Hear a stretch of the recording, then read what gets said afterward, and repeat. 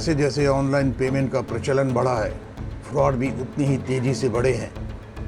अगर आप ये सोचते हैं कि आप टेक सेवी हैं और आपके साथ फ्रॉड नहीं हो सकता है, तो आप गलत फहमी में हैं। मुंबई के एक बैंक एग्जीक्यूटिव रश्मि देसाई के खाते से फ्रॉडस्टर ने 87,000 चुरा लिए।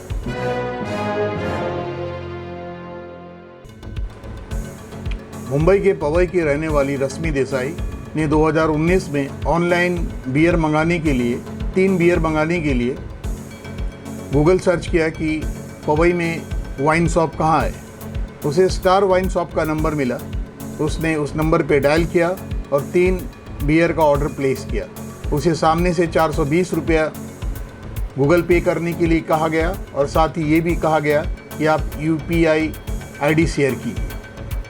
रश्मि ने जैसे ही UPI ID शेयर किया, उसे एक पेमेंट रिक्वेस्ट आया और पेमेंट रिक्वेस्ट को जैसे ही उसने एक्सेप्ट किया, उसके अकाउंट से 29,001 रुपये डिडक्ट हो गए। रश्मि ने जब वापस फ़ोन करके पूछा कि उसके अकाउंट से इतने सारे पैसे क्यों डिडक्ट हो गए, सामने वाले ने उससे कहा कि ये गलती से हो गया, हम रिफ़ंड कर रहे हैं। फिर रश्मि ने जैसे ही फ़ोन रखा, उसके अकाउंट से 58,000 और डिडक्ट हो गए। कुल 87,000 रुपये की चोरी हो गई। बाद में मालूम पड़ा कि वो साइट जो उसने गूगल से सर्च करके नंबर निकाला था, वो साइट फेक था। स्टार वाइन शॉप वाले ने साफ साफ मना कर दिया कि उनका नंबर नहीं है। हालांकि रश्मि ने पुलिस कंप्लेन कर दिया है साइबर सेल में, लेकिन पैसे वापस मिलने की उम्मीद बहुत कम है। UPI फ्रॉड के एक और केस में बॉम्बे के एक साइंटिस्ट को फ्रॉडस्टर ने 80,000 रुपये की चपत लगाई।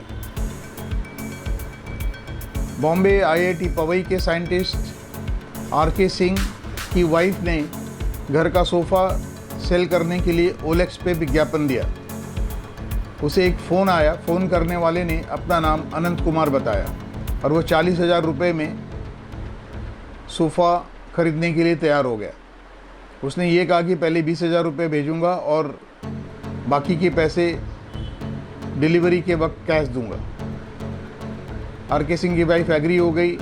फिर अनंत कुमार ने उससे एक फ़ोन नंबर मांगा जिस पे वो गूगल पे कर सके। इन्होंने अपने हस्बैंड RK सिंह का फ़ोन नंबर उसे दे दिया। दूसरे दिन लगभग 9:45 बजे RK सिंह को फ़ोन आया कि मैं अभी 10 रुपये टेस्टिंग के लिए भेज रहा हूँ, आप वो मुझे बताए कि आपको मिला कि नहीं, और साथ ही UPI कोड स्कैन करके भी भेजे। उन्होंने 10 रुपये भेजा। RK सिंह ने UPI कोड स्कैन करके भेजा सामने वाले को, और इस तरह से 5 बार उन्होंने UPI कोड स्कैन करके अनंत कुमार को भेजा। लेकिन जब तक इनकी समझ में कुछ आता, तब तक 80,000 रुपये इसके अकाउंट से कट चुके थे। इसके अकाउंट से 80,000 रुपये की ठगी की जा चुकी थी। इसी तरह बेंगलुरु की एक कॉलेज की छात्रा के अकाउंट से 25,000 रुपये चोरी हो गए।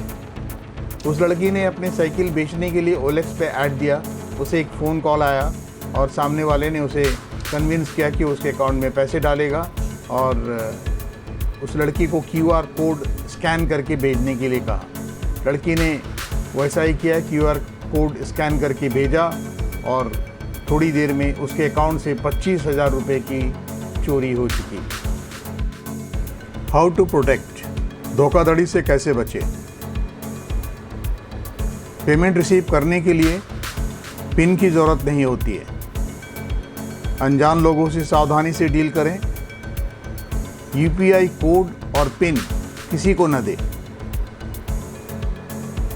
अनवेरिफाइड ऐप्स दूर रहें, डाउनलोड न करें। किसी भी लिंक को क्लिक न करें और OTP किसी के साथ शेयर ना करें।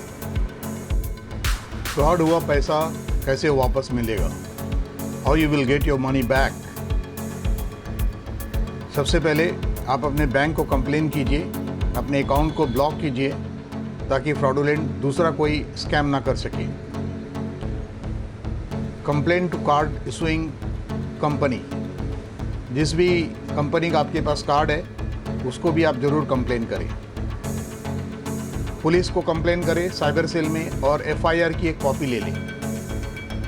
National payment corporation of India NPCI, इसको भी कंप्लेन करें।